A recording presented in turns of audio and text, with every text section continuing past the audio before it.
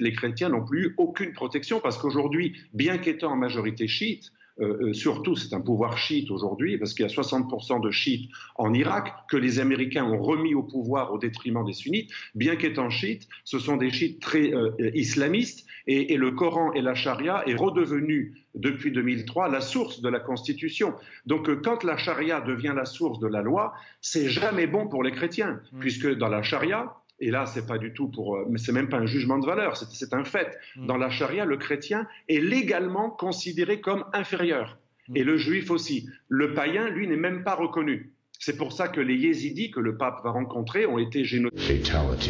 Car malheureusement, dans la lecture de la charia salafiste de Daesh, il est logique de les païens, puisque la charia préconise de les païens. Par contre, le chrétien n'est toléré qu'en tant que dhimmi, c'est-à-dire celui qui est protégé s'il est humilié et s'il paye un impôt spécial et si la jizya et s'il n'a pas les mêmes droits qu'un musulman. C'est-à-dire que le statut légal dans la charia du chrétien est structurellement un statut d'infériorité. Et on aimerait que le pape en parle.